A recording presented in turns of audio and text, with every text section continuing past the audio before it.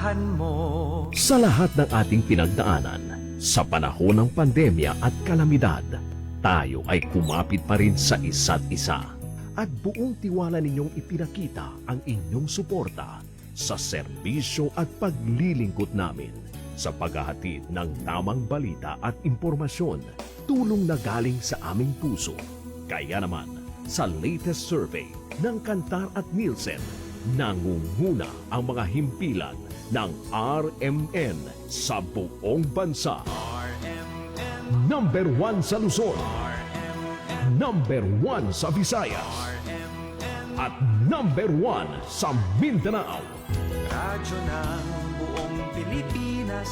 Buong karangalan ng mga radyoman ng RMN Networks ang maglilingkod sa inyo.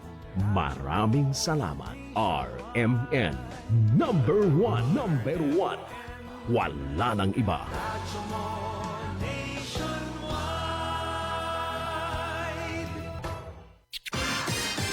Ito ang DXMY. DXMY. The Music and News FM station of RMN.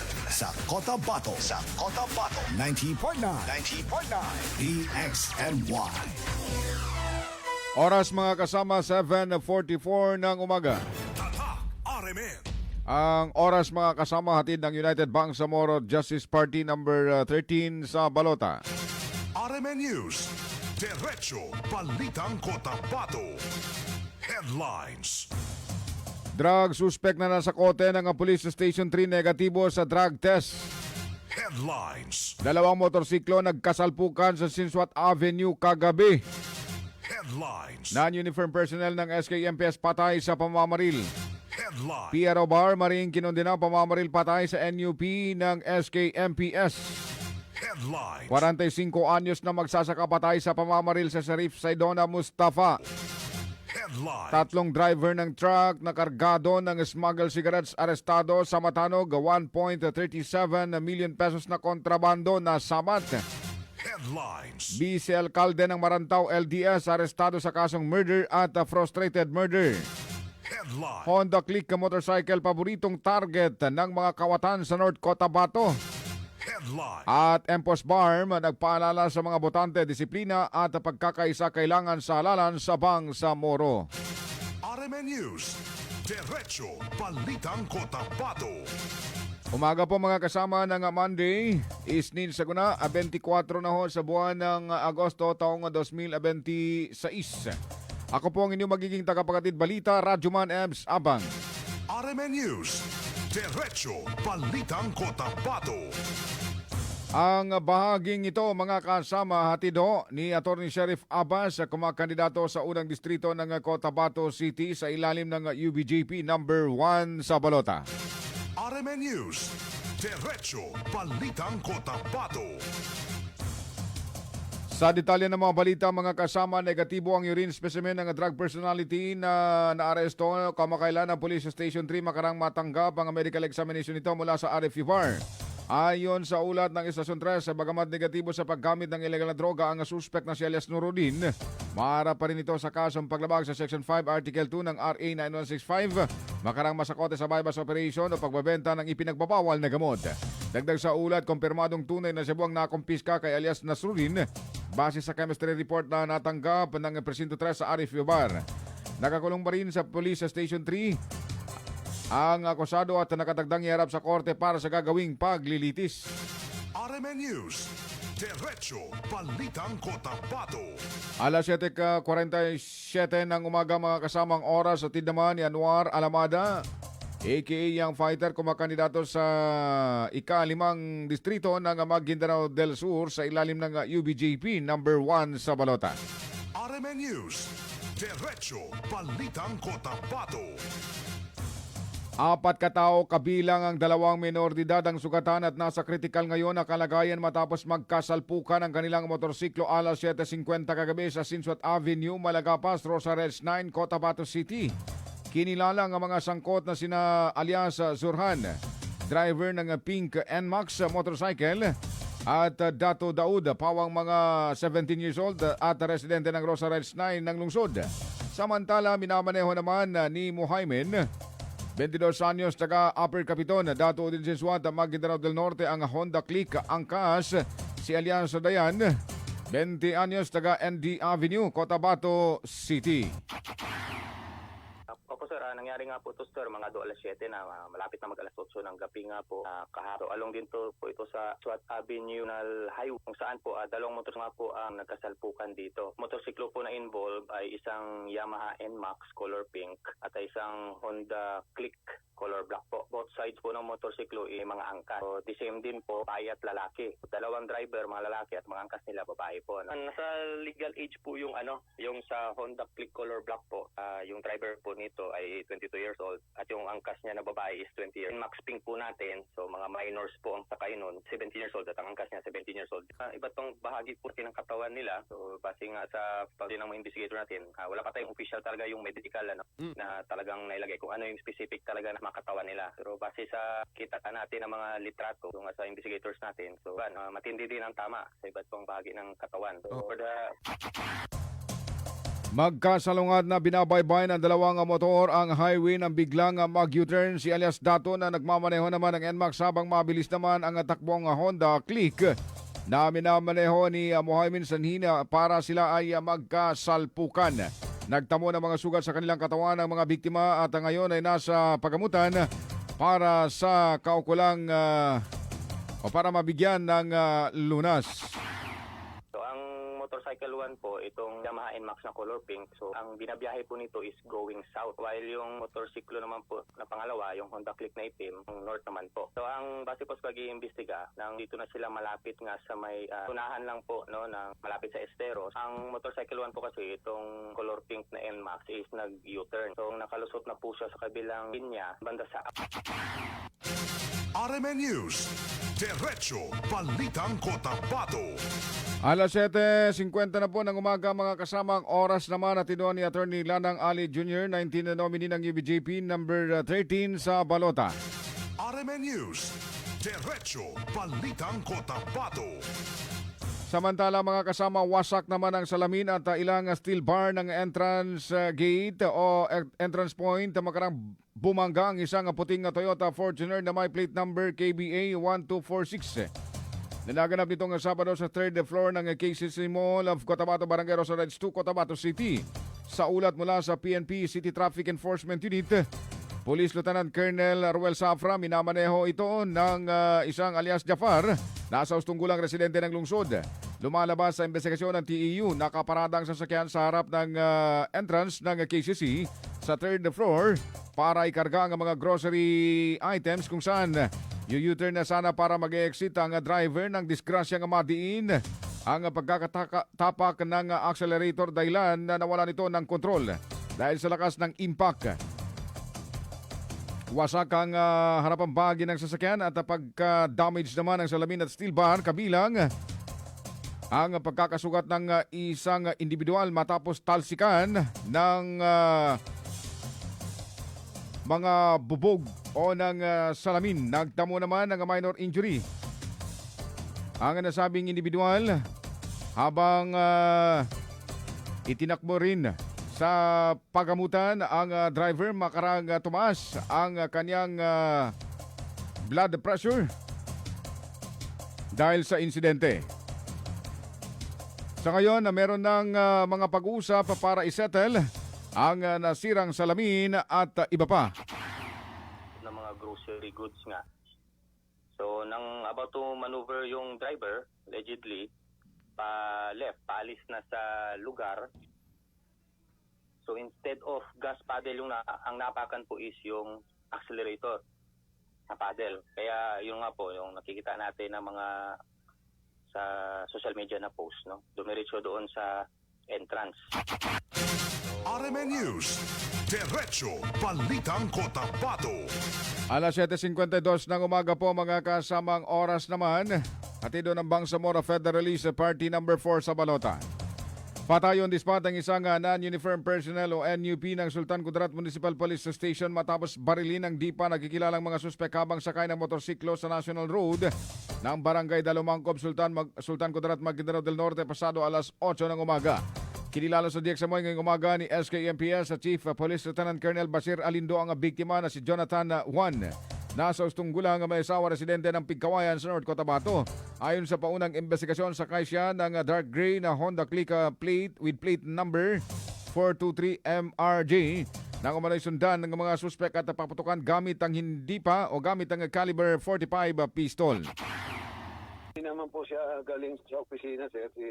Galing po siya sa bahay nila, papunta po ng Cotabato City. Personal po niyang lahat, yun po, sinundan po siya ng identified riding motorcycle. Doon po sa barangay Dalumang po, kasamang palad po ay binaril po siya. Isang technical operator kabilang ang paglalagay ng mga CCTV cameras ng SKMPS ang biktima ayon pa kay Colonel Alindo. Naka-off duty ang biktima nang maganap ang pamamaril sa kanya at napag-alaman na mayroon lamang umanong itong aayusing CCTV sa ibang lugar bilang sideline na rin. Blanco pa ang mga otoridad sa maring motibo ng krimen habang patuloy ang malalimang investigasyon. Isa po siyang radio operator, yung sa communication namin. Tumiktan din siya, nagtatrabaho din siya doon sa mga computers namin. Ay, si Opo. Yes, sir, sa area pong Pigkawayan, North Cotabato, sir. Oras mga kasama, 7:54 ng umaga. Ang oras sa tido ni Edgardo Ramirez, o mas kilalang Professor Edgar, first nominee ng Christian for Peace sa number 7 sa balota at ni Percival Lagman, number 4 sa balota para sa Settler Community. Tatak RMN. This time check is brought to you by iBerry Gold. Mas daghan ang lutin, mas epektibo, mas klaro. This time check is brought to you by Gold Eagle Beer. Pagkatapos sumabak, relax. Gold Eagle Beer. This time check is brought to you by Kidney Care. Likayi ang dialysis o ubang problema sa kidney. Mag-Kidney Care. This time check is brought to you by Milo. Drink Milo every day. Nasa'yo ang panalo. Mga ka-Pure Gold, huling hirit na ng pabuhos blowout sale. Abangan ulit ngayong dadating na August 15 to 16. Your favorite brands with the biggest discounts. From food products, personal care, household essentials, and fresh items. Dahil dito sa Pure Gold, kahit tag-ulan, ikaw ay always panalo. Promo runs from August 15 to 16, 2026. Available at select Pure Gold branches in Luzon, Visayas, and Mindanao. Check out the official Facebook of Pure Gold for the complete list of stores and promo details. DTI Fair Trade Permit Number FTEB 258020 Series of 2026. Dito ka lang, always panalo. Dubai na to. Malaking desisyon kasi, sir. Ipagdadasal ko muna para hindi ako magkamali. Ganyan ang Pinoy. Ang Pilipino, makajos, madasalin. Isang paalala mula sa MX3, naniniwalang mabuti ang Pinoy. MX3. Tunay, natural at original. Radyo mo nationwide.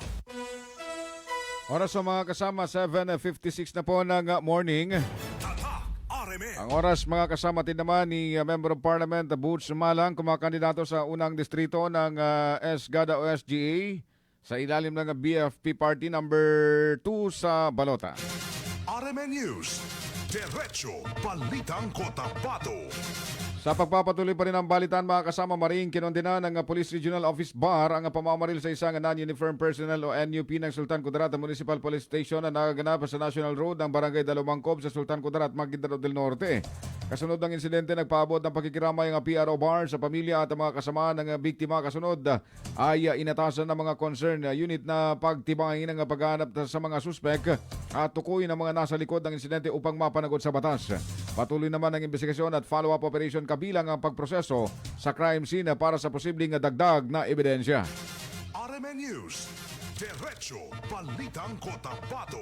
Samantala mga kasama, patay naman on the spot ang isang 45 anyos na magsasaka matapos barilin habang sakay ng motorsiklo sa barangay Dilembong. Sheriff Saidona Mustafa, Maguindanao del Sur, alas 5:55 ng hapon. Kahapon, kinilalang biktima na si Ibrahim, residente ng barangay Dato Bakal sa nasabing bayan. Batay sa paunang investigasyon, sakay ang biktima ng isang skeletal type XRM-125 na walang plaka ng pagbabarilin umano ng mga suspect na sakay naman ng puting string gray na walang plaka. Siyam na basyo ng ininalang caliber 5.56mm na baril ang na-recover sa crime scene. Patuloy ang investigasyon ng PNP. RMN News. Diretso Balitang Cotabato. Alas 7:57 ng umaga mga kasamang oras naman po. Hatid ni Sultan Dato Teng Gumbila, first nominee ng traditional leader sa ilalim ng BFP Party number 5 sa Balota. Nasa kote ang tatlong driver matapos umanong tangkaying umiwas sa checkpoint ng pulisya sa barangay Bugasan Sur, Matanog, Maguindanao del Norte. Nasabat sa dalawang Ford Ranger at isang Toyota Vios. Ang kabuang 32 master cases o 1,600 rims ng sigarilyo na walang kaukulang dokumento at tinatayang nagkakalaga ng 1.37 million pesos. Kinilalang mga suspect na sina alias Jeff Fleet, 55 anyos, Tating, 48 anyos at Musawir, 43 anyos na pawang mula sa Zamboanga City.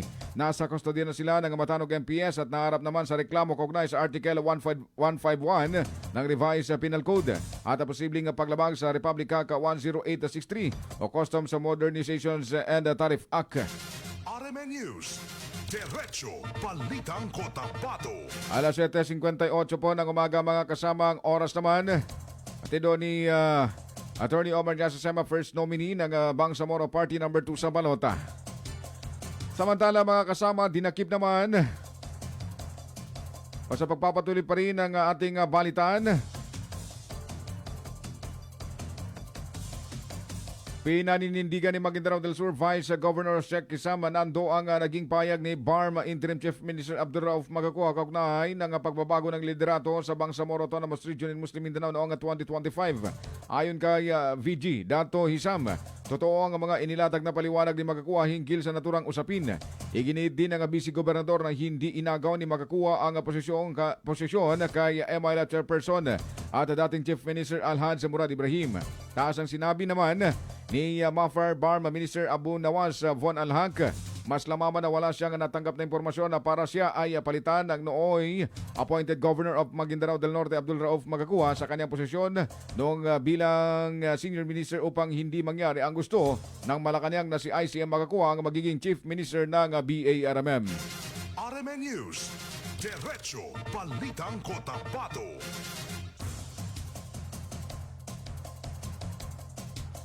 Oras o mga kasama, ganap na pong alas 8 ng umaga o ang oras o. At ito ni Engineer Bay Ali Sansalunan, third nominee ng BAPA number 2 sa Balota at ni Attorney City Fahani S. Oyo, the fourth nominee ng Raayat Party number 12 sa Balota. RMN News. Diretso Balitang Cotabato. Para ho sa nalalapit na kaunaw ng Bangsamoro Parliament Election, nananawagan si Home Affairs Service Director 2 Ferdowsi Ali ng Ministry of Public Order and Safety MPOS BARM sa mga mamamayang Bangsamoro na makilahok sa halalan ng responsable at mapayapa. Hinimok din ni Ali ang mga bontante na gamitin ang kanilang karapatang bumoto, igalang ang mga magkakaibang pananaw at pagpili ng bawat isa at iwasan ang anumang uri ng kaguluhan na maaaring makasira sa kapayapaan at pagkakaisa ng mga komunidad. Anya mga halagang disiplina, respeto at pagkakaisa ng mga mamamayan upang maging maayos at matagumpay ang isang makasaysayang halalan. Radyo mo nationwide. Oras na po mga kasama para ako'y magpapaalam. 8:01 na po ng umaga. Bago kayong aalis dahil susunod na po ang Minister R, tama? 2.0. Susunod na po mga kasama. Bago kayong aalis. Bago kayong aalis mga kasama dahil susunod na po ang Minister R sa mga agad-agad po. Sa ngalan ng ating mga partners, yan na po ang kalipunan ng ating balitan ngayong pong araw ng Monday, Isnin Saguna mga kasama, 24 sa buwan ng Agosto taong 2026. Ating pong mga partners sa ating pong News Center, Radyoman Ma'am Daisy Mangod, Radyoman Juldy Mapalaw at sa Technical Digital, Radyoman Ricardo Madamba Jr. Ating pong partner, ating station manager, Radyoman Sir Erwin Kabilbigan. Ako naman pong inyong nakasama, Radyoman Ebs Abang. Magandang umaga. Tatak, RMN. RMN News. Diretso Balitang Cotabato. Ito ang DXMY. The Music and News FM station of RMN. Sa Cotabato. 90.9. DXMY.